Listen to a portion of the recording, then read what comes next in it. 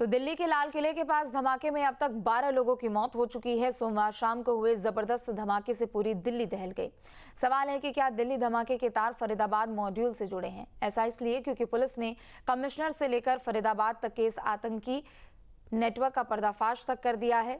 3 डॉक्टरों की गिरफ्तारी भी हो चुकी है। चौथे फरार डॉक्टर की तलाश थी और उधर चौथा डॉक्टर दिल्ली की पार्किंग में बैठकर हमले की साजिश रच रहा था। सोमवार की शाम एक बहुत ही तेज धमाके ने दिल्ली को दहला दिया। शाम 6:51 पर लाल किला मेट्रो स्टेशन के गेट नंबर 1 के पास चलती कार में जबरदस्त विस्फोट हुआ। ये धमाका सफेद रंग की एक i20 कार में हुआ, जिसका एक सीसीटीवी फुटेज भी मंगलवार को सामने आया। दिल्ली के लाल किले के पास नेताजी सुभाष चंद्र बोस मार्ग पर ट्रैफिक सिग्नल पर धीमी गति से गुजर रही एक सफेद Hyundai i20 कार का नंबर था HRCE 7674। कार गुरुग्राम में रजिस्टर्ड है। सोमवार शाम 6:51 पर कार के पिछले हिस्से में रखा विस्फोट ब्लास्ट हो गया। दिल्ली पुलिस स्पेशल सेल ने शुरू की तफ्तीश और कार मालिक तक जा पहुंची। मोहम्मद सलमान को हिरासत में लिया गया। पूछताछ में खुलासा हुआ, उसने कार जम्मू कश्मीर के तारिक को बेची थी।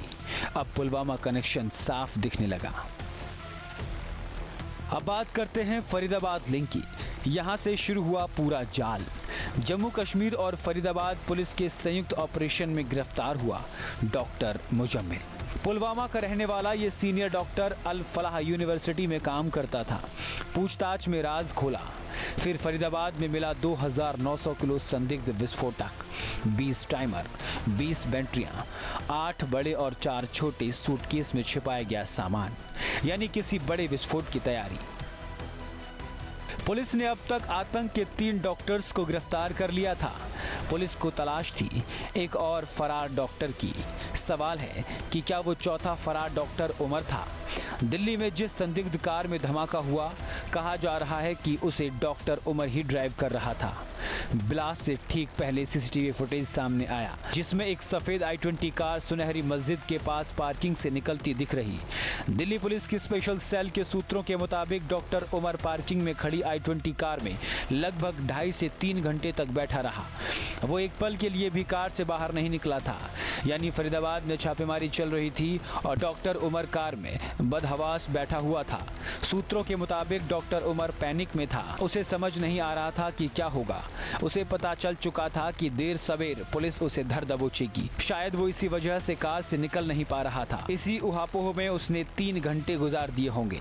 ये कार दोपहर 3:19 पर पार्किंग में दाखिल हुई थी और शाम 6:48 पर पार्किंग से बाहर निकली। हो सकता है इसी दहशत में आकर उसने एक कार धमाके की योजना बनाई होगी। शुरुआत में कहा गया जिस कार में धमाका हुआ उसमें अकेले डॉक्टर उमर नहीं था। हालांकि बाद में साफ हुआ कि कार में डॉक्टर उमर अकेला था। हालांकि अभी ये पुष्टि होना बाकी है कि कार से बरामद शव के टुकड़े डॉक्टर उमर के ही हैं। जांच एजेंसियां इसकी पुष्टि DNA रिपोर्ट के बाद ही कर सकती हैं। जांच के दौरान ये भी पता चला कि आतंकवाद फैलाने के लिए युवाओं का ब्रेन वॉश किया जाता था। उन्हें कट्टर बनाने के लिए दीनी तालीम का हवाला दिया जाता था। उसी नेटवर्क के 4 डॉक्टर हिस्सा थे, जिसमें डॉक्टर अदील, डॉक्टर मुजम्मिल और डॉक्टर शाहीन की गिरफ्तारी हो चुकी है। पुलिस जल्द ही डॉक्टर उमर तक भी पहुंच जाती, लेकिन इससे पहले ही दिल्ली में विस्फोट हो गया और हो सकता है उस विस्फोट के पीछे फरार डॉक्टर उमर का हाथ हो और उसने ट्रैफिक सिग्नल पर खुद को उड़ा लिया हो। दिल्ली धमाके को लेकर केंद्रीय गृह मंत्री अमित शाह ने अपने आवास पर हाई लेवल बैठक की, जो करीब 1.25 घंटे चली। बैठक में गृह सचिव, director IB, Delhi police commissioner मौजूद रहे। वहीं प्रधानमंत्री नरेंद्र मोदी 2 दिन के भूटान के दौरे पर हैं। इस दौरान उन्होंने दिल्ली ब्लास्ट के बारे में मारे गए लोगों को श्रद्धांजलि दी। उन्होंने कहा, दोषी बख्शे नहीं जाएंगे। दिल्ली में हुई भयावह घटना ने सभी के मन को व्यथित कर दिया है।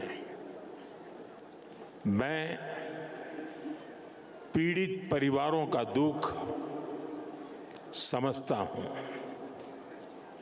आज पूरा देश उनके साथ खड़ा है। हमारी एजेंसियां इस षड्यंत्र की तह तक जाएगी। इसके पीछे के षड्यंत्रकारियों को